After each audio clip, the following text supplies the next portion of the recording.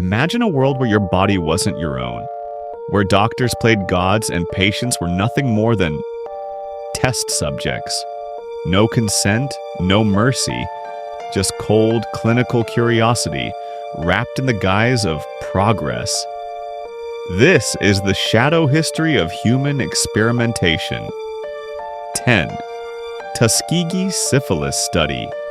Syphilis was a major public health problem in the 1920s, and in 1928 the Julius Rosenwald Fund, a charity organization, launched a public health care project for blacks in the American rural South.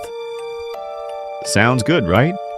It was until the Great Depression rocked the U.S. in 1929 and the project lost its funding.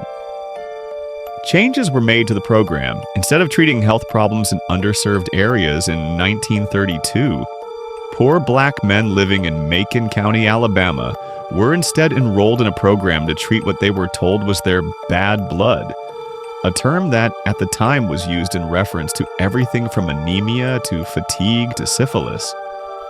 They were given free medical care, as well as food and other amenities such as burial insurance, for participating in the study. But they didn't know it was all a sham.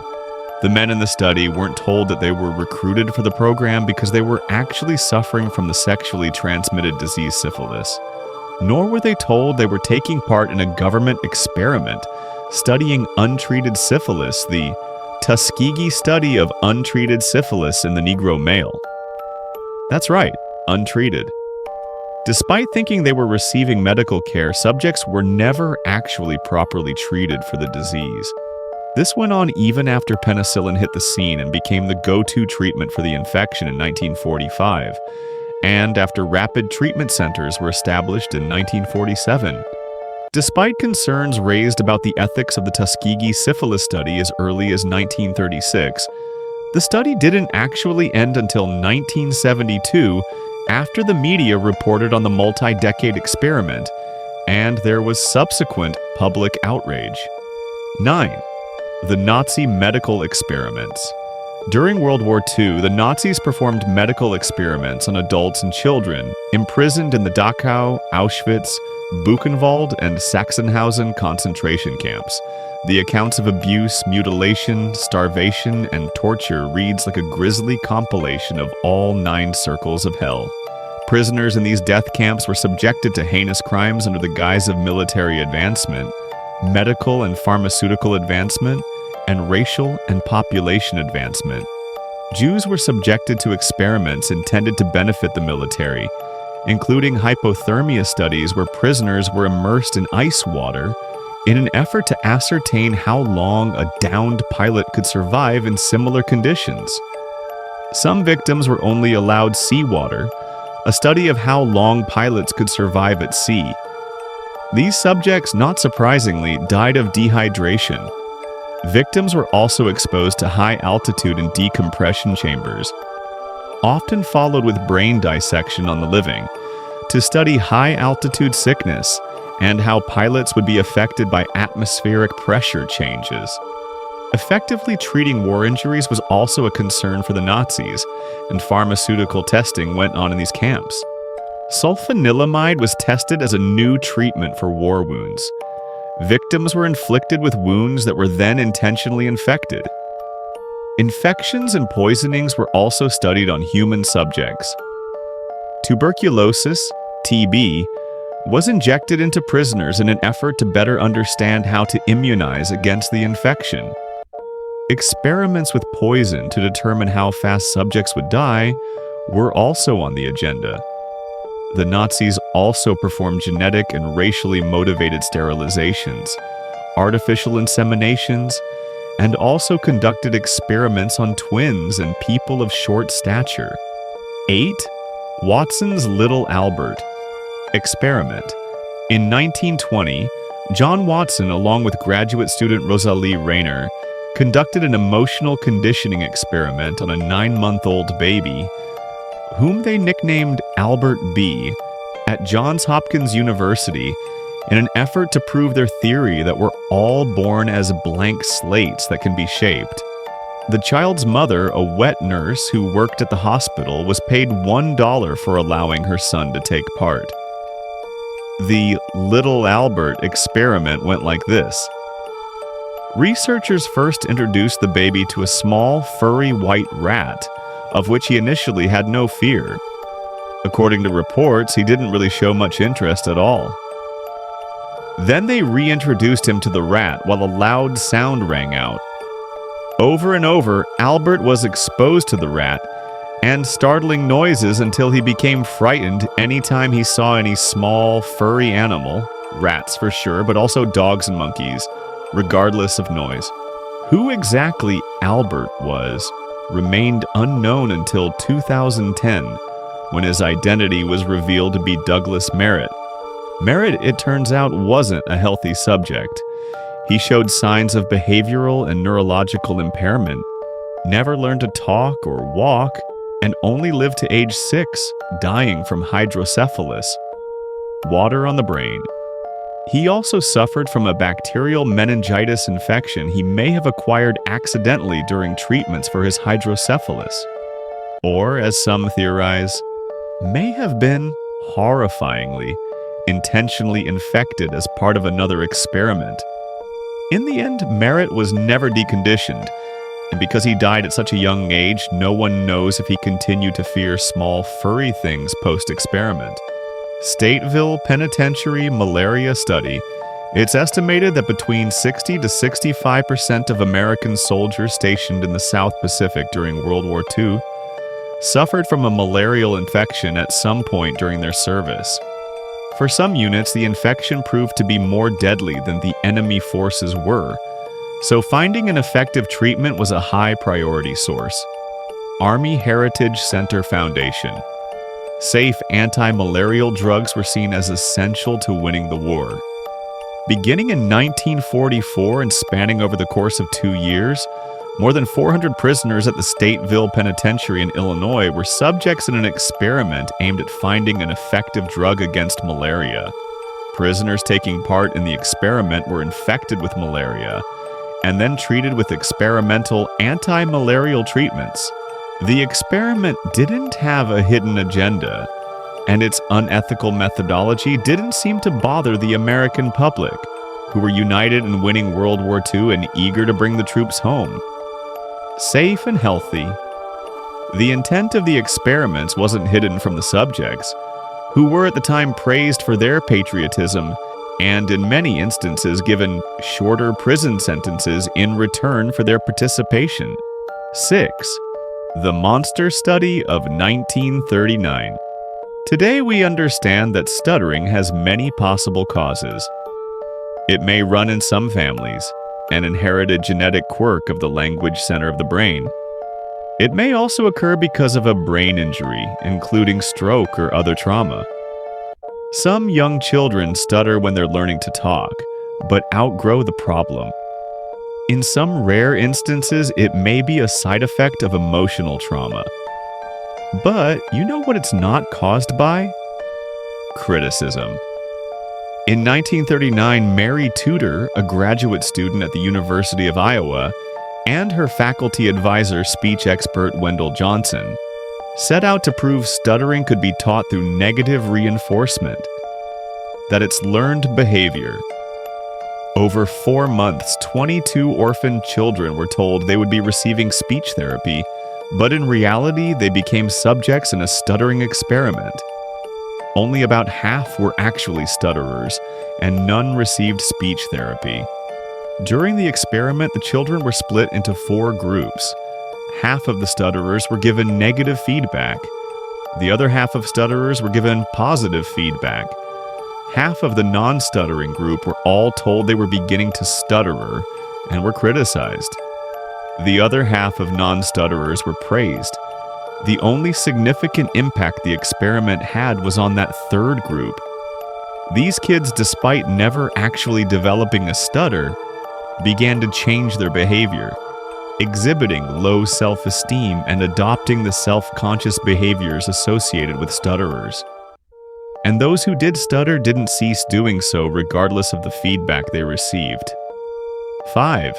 The Aversion Project in South Africa. If you were living during the apartheid era in South Africa, you lived under state-regulated racial segregation. If that itself wasn't difficult enough, the state also controlled your sexuality. The South African government upheld strict anti-homosexual laws. If you were gay, you were considered a deviant, and your homosexuality was also considered a disease that could be treated. Even after homosexuality ceased to be considered a mental illness and aversion therapy as a way to cure it debunked, psychiatrists and army medical professionals in the South African Defense Force, SADF, continue to believe the outdated theories and treatments. In particular, aversion therapy techniques were used on prisoners and on South Africans who were forced to join the military under the conscription laws of the time. At Ward 22 at one military hospital in Voortrekkerhoogte, Pretoria, between 1969 and 1987, attempts were made to cure perceived deviance. Homosexuals, gay men, and lesbians were drugged and subjected to electroconvulsive behavior therapy, while shown aversion stimuli, same-sex erotic photos, followed by erotic photos of the opposite sex after the electric shock. When the technique didn't work, and it absolutely didn't, victims were then treated with hormone therapy, which in some cases included chemical castration. 4 Milgram shock experiments. Ghostbuster Peter Venkman, who is seen in the fictional film conducting ESP-ICHI electroshock experiments on college students, was likely inspired by social psychologist Stanley Milgram's famous series of shock experiments conducted in the early 1960s. During Milgram's experiments, teachers, Americans recruited for a Yale study they thought was about memory and learning, were told to read lists of words to learners, actors, although the teachers didn't know that. Each person in the teacher role was instructed to press a lever that would deliver a shock to their learner every time he made a mistake on word-matching quizzes. Teachers believed the voltage of shocks increased with each mistake and ranged from 15 to 450 possible volts. Roughly 2/3 of teachers shocked learners to the highest voltage, continuing to deliver jolts at the instruction of the experimenter. In reality, this wasn't an experiment about memory and learning. Rather, it was about how obedient we are to authority. No shocks were actually given. Today, Milgram's shock experiments continue to be controversial. While they're criticized for their lack of realism, others point to the results as important to how humans behave when under duress. In 2010, the results of Milgram's study were repeated, with about 70% of teachers obediently administering what they believe to be the highest voltage shocks to their learners. 3 CIA mind control experiments. Project MKULTRA. If you're familiar with Men Who Stare at Goats or The Manchurian Candidate, then you know there was a period in the CIA's history when they performed covert mind control experiments. If you thought it was fiction, it wasn't. During the Cold War, the CIA started researching ways they could turn Americans into CIA-controlled super agents, people who could carry out assassinations and who wouldn't be affected by enemy interrogations. Under what was known as the MKULTRA project, CIA researchers experimented on unsuspecting American and Canadian citizens by slipping them psychedelic drugs including LSD, PCP, and barbiturates, as well as additionally illegal methods such as hypnosis and possibly chemical, biological, and radiological agents. Universities participated mostly as a delivery system, also without their knowledge. The U.S. Department of Veterans Affairs estimates 7,000 soldiers were also involved in the research without their consent. The project endured for more than 20 years, during which the agency spent about $20 million. There was 1 death tied to the project, although more were suspected. In 1973, the CIA destroyed what records were kept. Unit 731. Using biological warfare was banned by the Geneva Protocol in 1925, but Japan rejected the ban. If germ warfare was effective enough to be banned, it must work, military leaders believed. Unit 731, a secret unit in a secret facility. It publicly known as the Epidemic Prevention and Water Supply Unit, was established in Japanese-controlled Manchuria, where by the mid-1930s, Japan began experimenting with pathogenic and chemical warfare and testing on human subjects. There, military physicians and officers intentionally exposed victims to infectious diseases including anthrax, bubonic plague, cholera, syphilis, typhus, and other pathogens in an effort to understand how they affected the body and how they could be used in bombs and attacks in World War II. In addition to working with pathogens, Unit 731 conducted experiments on people, including, but certainly not limited to, dissections and vivisections on living humans, all without anesthesia. The experimenters believed using it would skew the results of the research. Many of the subjects were Chinese civilians and prisoners of war, but also included Russian and American victims, among others. Basically, anyone who wasn't Japanese was a potential subject. Today, it's estimated that about 100,000 people were victims within the facility, but when you include the germ warfare field experiments, such as reports of Japanese planes dropping plague-infected fleas over Chinese villages and poisoning wells with cholera, the death toll climbs to estimates closer to 250,000, maybe more. Believe it or not, after World War II, the U.S. granted immunity to those involved in these war crimes committed at Unit 731 as part of an information exchange agreement. And until the 1980s, the Japanese government refused to admit any of this even happened. 1. The human vivisections of Herophilus Ancient. Physician Herophilus is considered the father of anatomy, and while he made significant discoveries during his practice, it's how he learned about internal workings of the human body that lands him on this list. Herophilus practiced medicine in Alexandria, Egypt, and during the reign of the first two Ptolemaic pharaohs was allowed, at least for about 30 to 40 years, to dissect human bodies, which he did publicly, along with contemporary Greek physician and anatomist Erasistratus. Under Ptolemy Yemen Ptolemy II, criminals could be sentenced to dissection and vivisection as punishment, and it's said the father of anatomy not only dissected the dead, but also performed vivisection on an estimated 600 living prisoners.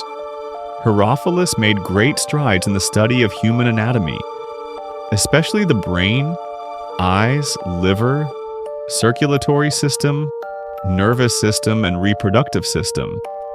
During a time in history when dissecting human cadavers was considered an act of desecration of the body, there were no autopsies conducted on the dead, although mummification was popular in Egypt at the time. And like today, performing vivisection on living bodies was considered butchery. If these stories shocked you, if they made you angry or curious or question what else history has hidden, then hit that subscribe button and turn on notifications. Because this is just the beginning. Drop a comment below. Which experiment disturbed you the most? And if you want to go deeper, check out the links in the description for my sources and recommended documentaries. Stay curious, stay skeptical, and I'll see you in the next video.